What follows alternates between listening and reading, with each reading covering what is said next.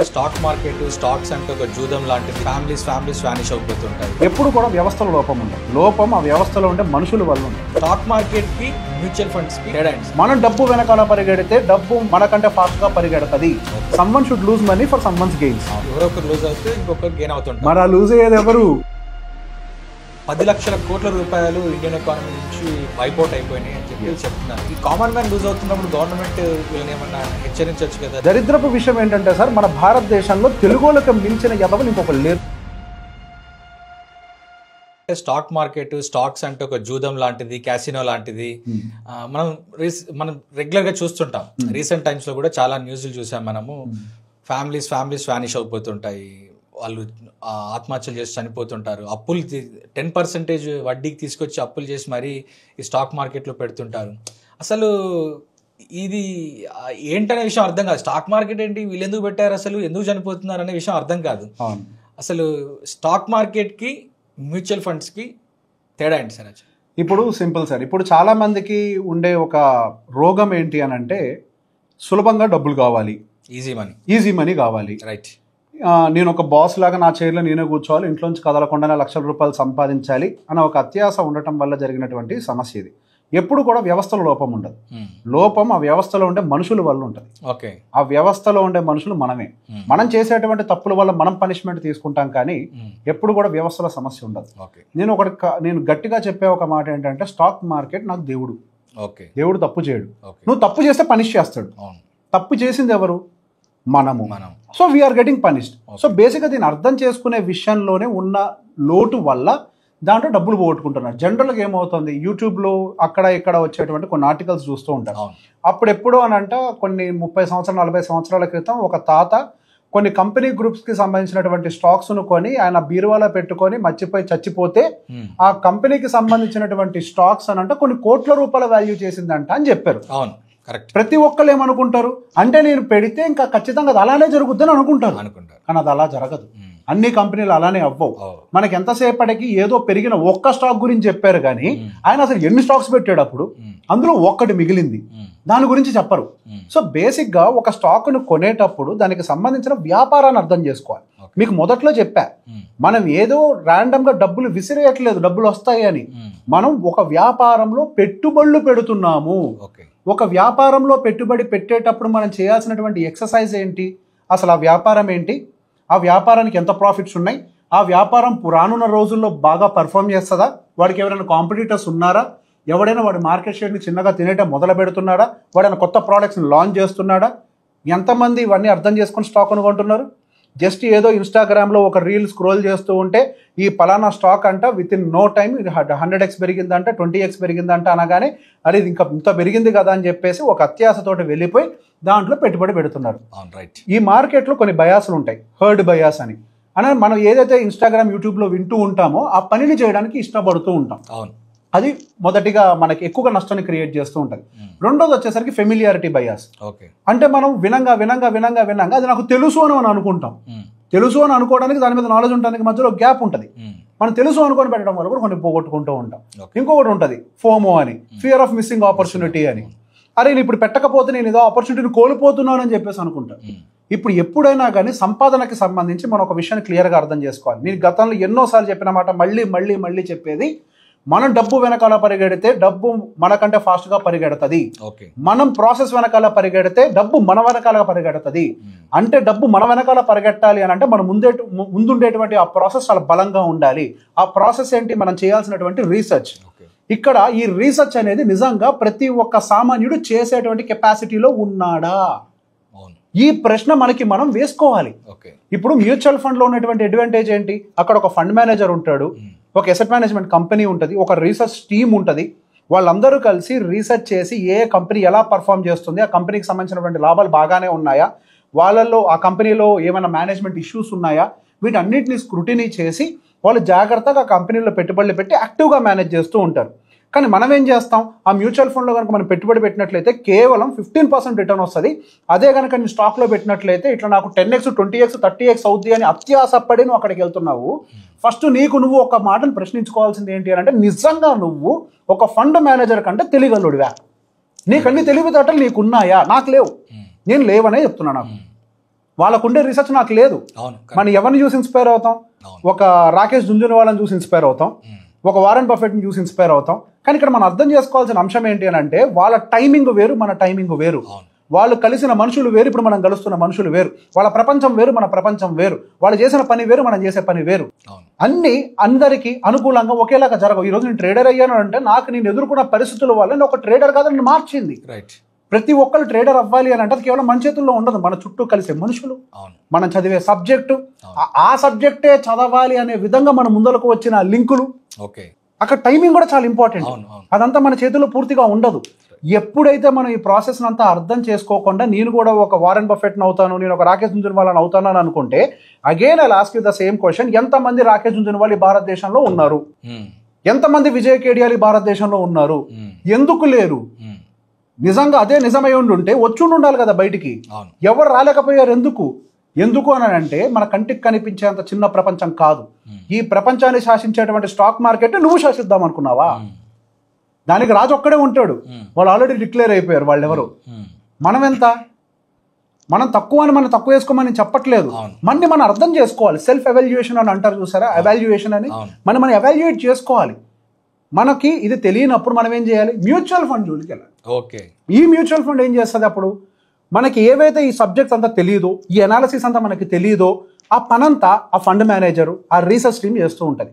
ఒక్కొక్క mutual fund AMC కొన్ని వందల కోట్ల రూపాయలు రీసెర్చ్ పేపర్స్ మీద ఖర్చు పెడుతుంది రీసెర్చ్ చేయడం కోసం. మనం రీసెర్చ్ అంటే ఏం చేస్తాం? గూగుల్లోకి వెళ్ళి వాట్ ఈస్ మ్యూచువల్ ఫండ్ అని కొట్టంగానే అదే రీసెర్చ్ అనుకుంటాం. అది కాదు కదా రీసెర్చ్ అని అంటే. మన దగ్గర గూగుల్లో కనిపించేది ఇన్ఫర్మేషన్ అంతే. It is not research. Research paper నిజంగా బయటకు వస్తుందని అనుకుంటున్నారు అందరూ? మనకు అందుబాటులో ఉంటుంది అనుకుంటున్నారా? 100 కోట్లు ఖర్చు పెట్టి చేసేటువంటి రీసెర్చ్ పేపర్లు తేరగా గూగుల్లో అప్లోడ్ చేస్తారా? మన దగ్గర ఉండేది హాఫ్ సబ్జెక్ట్ కూడా కాదు, జస్ట్ ఇన్ఫర్మేషన్. ఇన్ఫాక్ట్ ఎటువంటి ఇన్ఫర్మేషన్ ఉంటుంది అని అంటే ఒక రీటైలర్ని ట్రాప్ చేయడానికి ఎంత ఇన్ఫర్మేషన్ అవసరం ఆ ఇన్ఫర్మేషన్ బయటకు లీక్ చేస్తారు. ఫర్ ఎగ్జాంపుల్ గతంలో డిఫెన్స్ సెగ్మెంట్ బాగా ర్యాలీ అయింది, ఇన్ఫ్రాస్ట్రక్చర్ బాగా పెరిగింది. 2024 జూన్ మనకి ఎలక్షన్ రిజల్ట్స్ వచ్చేంత వరకు అది బాగా మార్కెట్లోకి పంపించేశారు. డిఫెన్స్ ఇంకా తిరుగులేదు, డిఫెన్స్ లో ఫుల్ రిటర్న్స్ వస్తాయి, ఇన్ఫ్రాస్ట్రక్చర్ లో ఫుల్ రిటర్న్స్ వస్తాయి అని చెప్పి హెవీలీ బీట్ అండ్ స్టాక్స్ తర్వాత ఏమైనాయి అంటే డిఫెన్స్ అయింది. ఎందుకు జరిగింది? అది అందరూ అనుకుంటారు అది పెరిగింది కాబట్టి పడ్డదని. కాదు, అది పెరిగిన తర్వాత న్యూస్ ని మార్కెట్లోకి సర్క్యులేట్ చేసి ఆల్రెడీ కొన్న పెద్ద ప్లేయర్స్ ఉంటారు కదా, వాళ్ళు ఎగ్జిట్ అవ్వాలి కదా. వాళ్ళు ఎగ్జిట్ అవ్వాలి అంటే ఇక్కడ కొనేవాడు ఉండాలి కదా. ఇక్కడ గాల్లో సెల్ నొక్కితే గాల్లో షేర్లు ఎగరవు, ఇంకోటి ఉండాలి కొనేవాడు. ఆ కొనేవాడు ఎవడై ఉండాలి? ఇంకో బకరా కావాలాడు. వాడు బకరా అయితేనే వీడికి ప్రాఫిట్ వస్తుంది, వీడు అమ్మితే సరిపోదు. అట్లాంటప్పుడు ఏం చేస్తాడు? మార్కెట్లో ఒక న్యూస్ సర్క్యులేట్ చేస్తాడు. ఆ న్యూస్ కరెక్టా కాదా, దాని వాల్యుయేషన్స్ కరెక్ట్గా ఉన్నాయా లేదా, ఈ జడ్జ్ చేసే కెపాసిటీ ఎంతమందికి ఉంది? మ్యూచువల్ ఫండ్ ఇండస్ట్రీ చేస్తుంది ఆ పని. మనం వాళ్ళకి అప్పచెప్పినప్పుడు there are professionals who are doing their job, let them do the job. ఇంకో సింపుల్ గా చెప్పాలి అని అంటే మీకు ప్రాబ్లం వచ్చింది హెల్త్ కి, ఏం చేస్తారు? గూగుల్లోకి వెళ్ళి నాకు క్యాన్సర్ వచ్చింది, క్యాన్సర్ ట్రీట్మెంట్ ఎట్లా చేయాలో చెప్పని కొడతారా? డాక్టర్ దగ్గర ఎందుకంటే రిస్క్ చేయలేం కదా, ప్రాణం పోద్దన్న భయం రిస్క్ చేయలేం కదా. మరి ఇక్కడ డబ్బు పోతే మీ ప్రాణం పోదా, మీ జీవితం పోదా? ఒకవేళ క్యాన్సర్ వస్తే నువ్వు ఒక్కడమే పోతావు, నీ డబ్బు పోతే నీ కుటుంబం అంతా రోడ్డున పడుద్ది. మరి నువ్వు చేసేటువంటి రిస్క్ క్యాన్సర్ కంటే ప్రమాదకరమైన రిస్క్. ఇదంతటికి కారణం ఏంటి? నీ అత్యాస. సంపద అనే ఒక వర్డ్ ఒక మ్యారథాన్ లాంటిది. Wealth creation is a marathon. కొన్ని సంవత్సరాల పాటు సమయం పడుతుంది. ఈ రోజు నేను పెట్టగానే రేపు రావాలి అని అంటే దాని అమాయకత్వం, మూర్ఖత్వం అంట నేను. వెంటనే సంపద ఎందుకు క్రియేట్ అవుద్ది? నిజంగా సంపద వెంటనే క్రియేట్ అయ్యి ఉంటే ఇంకా భారతదేశం దిగువ మధ్య తరగతి దేశంగా ఎందుకు మిగిలిపోయింది? యాక్చువల్గా ఎందుకు దిగువ మధ్య తరగతి దేశంగా మిగిలిపోయింది అంటే అత్యాస ఉంది కాబట్టే. మ్యూచువల్ ఫండ్ ఇండస్ట్రీ ఆ అత్యాసని కంట్రోల్ చేస్తూ, ఎమోషన్స్ని బ్యాలెన్స్ చేస్తూ, రీసెర్చ్ని క్లబ్ చేసి మనకి డబ్బుల్ని కొద్దిగా సంపాదించేలాగా చేస్తుంది, వెల్త్ని క్రియేట్ చేసేలాగా చేస్తుంది. కానీ స్టాక్స్ అట్లా కాదు. మరి స్టాక్స్ లో డబ్బులు పెడితే ఎక్కువ వస్తాయి, మ్యూచువల్ ఫండ్స్ లో కొంచెం తక్కువ వస్తాయి అని అంటుంటారు. Perfect question. ఇప్పుడు ఏమవుతుందంటే సార్, నిజంగా స్టాక్స్ లో పెడితే డబ్బులు వస్తాయి, కరెక్టే. ఫర్ ఎగ్జాంపుల్ ఏదో XYZ స్టాక్ అన్నది ఒకటి ఉంది. ఆ XYZ స్టాక్ అనేది బాగా పర్ఫామ్ చేసింది. 100 రూపాయలు పెట్టిన వాడికి విత్ ఇన్ నో టైంలో 800 రూపాయలు, 1000 రూపాయలు ఇచ్చింది. అంటే ఇంటూ 8x 10x రిటర్న్ ఇచ్చింది. నిజంగా మీరు అదే స్టాకు అది కింద ఉన్నప్పుడు కొని ఉంటారా? ఎంతమంది ఆ స్టాకు జీరోలో ఉన్నప్పుడు చెప్పారు ఇది 10x 8x పెరుగుద్ది అని. పెరిగిన తర్వాత దాని గురించి మాట్లాడతారు. ఇది పాయింట్ 1. అసలు అది పెరుగుతున్న విషయం ఎవరికి తెలియదు, అది పాయింట్ 1. నెంబర్ 2, మీరు కొనేటప్పుడు ఆ ఒక్క స్టాకే కొంటారా, ఒక గ్రూప్ ఆఫ్ స్టాక్స్ కొంటారు. నిజంగా అన్ని గ్రూప్ ఆఫ్ స్టాక్స్ పెరిగాయా? ఇంకో 3వ పాయింట్, మన భారతదేశంలో ఉన్నటువంటి పెద్ద పెద్ద కంపెనీలు లాంటి Reliance, HDFC, axis, Kotak, TCS, Infosys గత 4-5 సంవత్సరాల నుంచి రిటర్న్స్ ఇవ్వకుండా మూలన పడ్డాయి. మార్కెట్ రిటర్న్ ఇచ్చింది, వాటిలో 0 రిటర్న్స్ ఉన్నాయా? మరి ఏ కంపెనీ పెరుగుద్ది, ఏ కంపెనీ పెరగదో మనకు తెలియదు కదా. ఇక్కడ ఎట్లుంటుంది అని అంటే, ఈ మార్కెట్లో సెక్టార్ రొటేషన్ అన్నది ఉంటుంది. కొన్ని ఎకనామిక్ సిచ్యువేషన్స్ లో కొన్ని సెక్టార్స్ బాగా పర్ఫామ్ చేస్తాయి, కొన్ని సెక్టార్స్ తర్వాత పర్ఫామ్ చేస్తాయి. సైక్లికల్ మెథడ్ ఉంటుంది, కొన్ని టైమ్స్ లో డిఫెన్సివ్స్ అని ఉంటాయి. సో బేసిక్ గా ఏ టైంలో ఏ టైప్ ఆఫ్ సెగ్మెంట్ బాగా పర్ఫామ్ చేస్తుందో తెలియదు. కొన్ని టైమ్స్ లో ఓన్లీ ఐటీ పెర్ఫామ్ చేస్తుంది అని అంటే, మళ్ళీ ఐటీలో export oriented IT like TCS పనిచేస్తాయా, లేకపోతే Indian digitalisation based IT companies బాగా పర్ఫామ్ చేస్తాయా? ఇవన్నీ ఎంతమందికి తెలుసు? మరి మీరు ఎందులో ఏ స్టాక్ కొంటారు? అదే ఒక ఫండ్ మేనేజర్కి అయితే ఒక క్లారిటీ ఉంటుంది. ఓకే, ఫార్మా బాగుంటుంది అని అంటే ఇండియన్ హెల్త్ కేర్ ఫార్మా బాగుంటుందా, లేకపోతే ఎక్స్పోర్ట్ ఓరియంటెడ్ ఫార్మా బాగుంటుందా? ఏది బాగుంటుందో కూడా క్లారిటీ ఉండాలి కదా. ఇండియన్ హెల్త్ కేర్ లో నిజంగా ఫార్మానే బాగుంటుందా, హాస్పిటల్స్ బాగుంటాయా, డయాగ్నోస్టిక్ సెంటర్స్ బాగుంటాయా? మరి ఏది కొంటారు మీరు? స్టాక్స్ లో రిటర్న్ వస్తుంది అన్న మాట నిజమే. రిటర్న్ అన్న మాట ఎప్పుడైతే మాట్లాడతామో కన్సిడర్ మన మైండ్ లో అత్యాస ఉంది అని. మనం పెట్టేది పెట్టుబడి వ్యాపారంలో, ఆ వ్యాపారం బాగుంటుందా బాగోదా అని అర్థం చేసుకోకుండా పెట్టుబడి పెట్టి రిటర్న్ వస్తుందన్న దాంట్లో పెట్టాలంటే అది అత్యాస. మీరు పెట్టుబడి పెట్టేటప్పుడు మ్యూచువల్ ఫండ్ లో పెట్టినా వాళ్ళు ఏ వ్యాపారాల్లో పెట్టుబడులు పెట్టారో మీరు తెలుసుకోవాలి. వాళ్ళు ఒక లార్జ్ క్యాప్, ఒక స్మాల్ క్యాప్, మిడ్ క్యాప్ ఉందనుకోండి, వాళ్ళు ఏ సెక్టార్కి ఎంత వెయిటేజ్ ఇచ్చారు, వాళ్ళు ఫార్మాకి ఎంత ఇచ్చారు, టెక్నాలజీకి ఎంత ఇచ్చారు, బ్యాంకింగ్కి ఎంత ఇచ్చారు, మీకు తెలియాలి కదా. మీరు ఏ రకమైన వ్యాపారాల్లో పెట్టుబడి పెడుతున్నారని, యూఆర్ ఇన్వెస్టింగ్ ఇన్ బిజినెస్. దాని ఆ కోణాలు ఎవరు చెప్పుకుంటూ ఉండరు. మ్యూచువల్ ఫండ్ అంటే డబ్బులు పెడితే డబ్బులు వస్తాయని చెప్పారు. అదేమన్నా లాటరీ అటు విసరంగానే ఇటు రావడానికి, అది అక్షయ పాత్ర తోడే కొద్ది రావడానికి. ఇంకో లాజిక్ చెప్తా మీకు. ఇప్పుడు స్టాక్ మార్కెట్లో ఏమన్నా చెట్లకు కాసే డబ్బులు ఏమన్నా వస్తుంటాయా? అక్కడ ఏమన్నా ఆటోమేటిక్గా మనీ ప్రింటింగ్ మిషన్స్ ఏమైనా ఉన్నాయా? Someone should lose money for someone's gains. ఎవరు లూజ్ అయ్యేది? మరి ఎవరో ఒకరు లూజ్ అవుతే ఇంకొకరు గెయిన్ అవుతుంటారు. మరి ఆ లూజ్ అయ్యేది ఎవరు? అయితే ఈ మధ్య ఇండియన్సే ఎక్కువ లూజ్ అవుతున్నారు. రాహుల్ గాంధీ ఈ మధ్య ఒక స్టేట్మెంట్ ఇచ్చారు, 10 లక్షల కోట్ల రూపాయలు ఇండియన్ ఎకానమీ నుంచి వైపౌట్ అయిపోయినాయి అని చెప్పి చెప్తున్నారు. గత వారంలోనే 1,00,000 కోట్ల రూపాయలు పోయినాయి. ఇండియా పాకిస్తాన్ యుద్ధం జరిగినప్పుడు 3 లక్షల కోట్ల రూపాయలు పోయినాయి.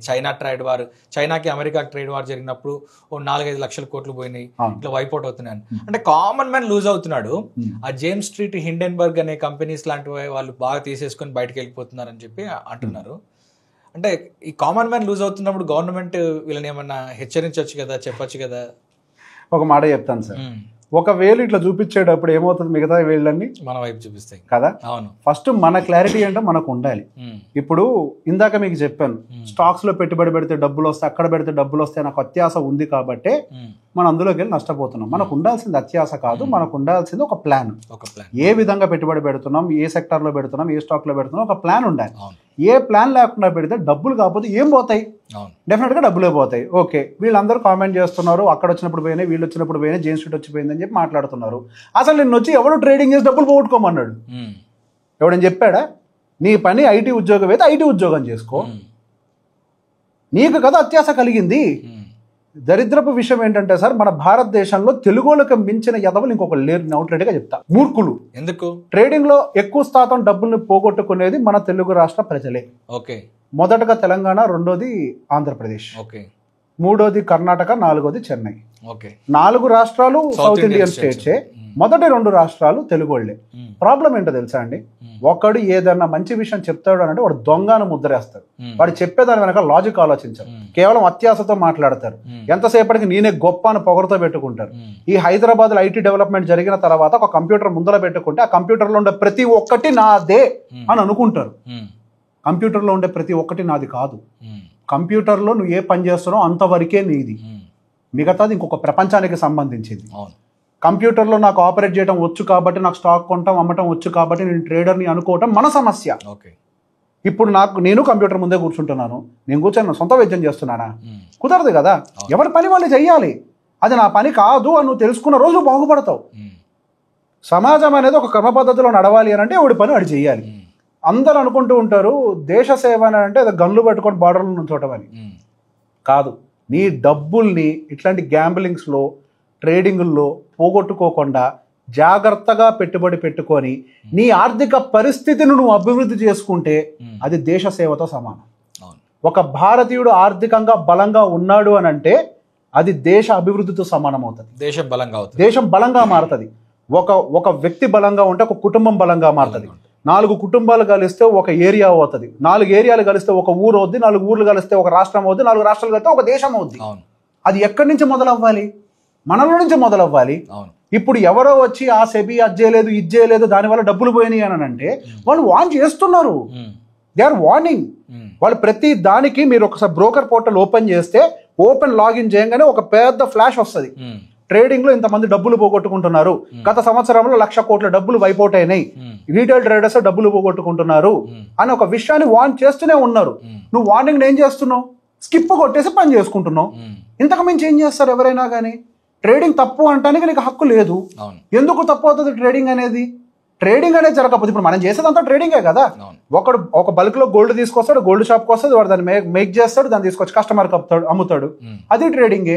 మన కిరాణా కొట్టు ఒక ట్రేడింగే. Everything is trading. ఒక షేర్ నేను కొంటా, ఇంకో షేర్ ఇంకోటి అమ్ముతా, అది ట్రేడింగే. ట్రేడింగ్ చేయడం తప్పు అంటే ఎట్లా? వ్యాపారంలో ట్రేడింగ్ అనేది ఒక భాగం. దాన్ని అర్థం చేసుకోకపోవడం వాళ్ళ లోపం. అన్ని పనులు మనకి కాదు. నేను ఇంత మాట్లాడినా నేను వెళ్ళి కిరాణా షాప్ లో ఒక వ్యాపారం చేయలేను, ఎందుకంటే నా సబ్జెక్ట్ కాదు. I don't know how to do that business. నాకు తెలిసిన సబ్జెక్ట్ నేను చేస్తా. ఎప్పుడైతే మీరు అట్లా అనుకుంటారో సమస్య రాదు. డబ్బులు పోతున్నాయి అని అంటే ఏ మ్యూచువల్ ఫండ్ లో ఒక యాడ్ వచ్చినప్పుడు ఫస్ట్ వచ్చే డిస్క్లైమర్ ఏంటి? Mutual funds are subject to market risk, please read the related documents carefully అని చెప్పుంటది. అసలు ఆ డాక్యుమెంట్ ఏంటో తెలుసు ఎవరికైనా? మరి సమస్య ఎవరిది? సమస్య మనలో పెట్టుకొని ఎందుకు సార్ ఎప్పుడే ఒకరిని బ్లేమ్ చేస్తూ ఉంటాం? మనం మారితే దేశం మారుతుంది, మనం మారకుండా ఎవరినో బ్లేమ్ చేస్తాం ఏంటి? సో లోపం ఉంది మనలో.